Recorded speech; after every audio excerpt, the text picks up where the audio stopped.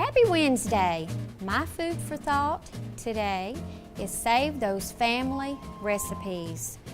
And I'm going to be talking about a favorite recipe of mine that was my grandmother's. The sad thing is that none of the recipes were ever written down. And you know, you can't find them recipes on the internet. You know, those wonderful old cookbooks from the churches and groups, that's what you need to save. So just take the time to talk to mom or your grandmother and just write them down, or have them write them down in their own handwriting, because that just makes it more special. So my grandmother, as I watched her cooking, she'd cooked on a wood stove.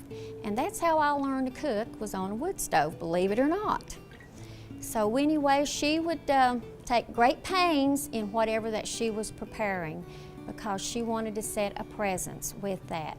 And believe you me, every Sunday we had the pastor, his wife, and family eating with us. Both meals, not one meal, both meals. But anyway, she had this recipe, a strawberry jello pie. She would take great pains in the vanilla wafers that went into her pie dish. She had 2 clear pie dishes, and that's what she used, and that's what I remember from that pie. And she would place each one, and if it needed a half a wafer, it got a half a wafer. And of course, us kids, we wanted to eat the vanilla wafers, and she'd let us eat some, but then she'd say, now you're gonna eat all my vanilla wafers, and I'm not gonna have enough for my pies. And then whatever was left, she would crumble up in the bottom of that pie dish. So as time went along, she had her canned cream, evaporated cream, in the freezer. And once it was in there for maybe 2 or 3 hours, then she would take it out, and that's what she would use to make her fluffy filling that went with the mixture that she had cooking on the stove. Now a little later I'm going to tell you the whole recipe. But I just thought that it was very important that we do take time, because I miss those days. And I hope not to get too sentimental here, but they were precious to me.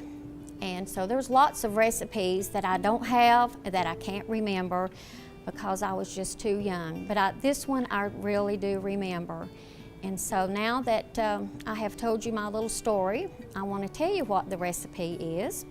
You're going to take a cup of sugar, 3 eggs, whole eggs, and 1 cup of pineapple juice.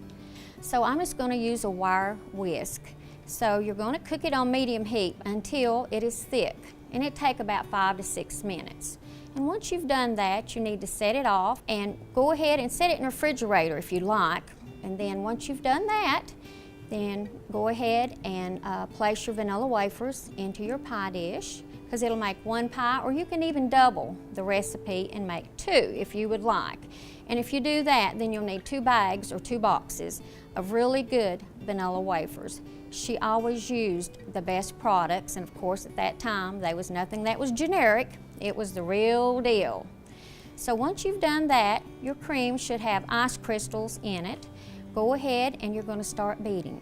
And you're going to beat and beat and beat until it's fluffy, fluffy.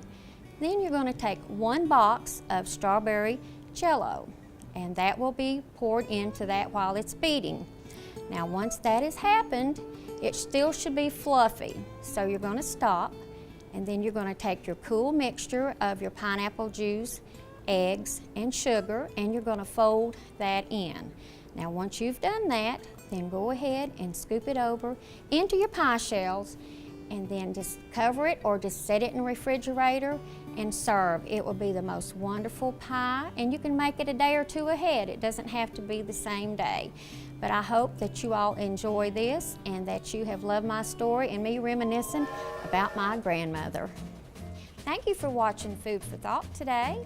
If you would like this recipe or any of my other recipes, just come on down and see me at the Whistle Stop. I'm there Tuesday through Saturday. Bye.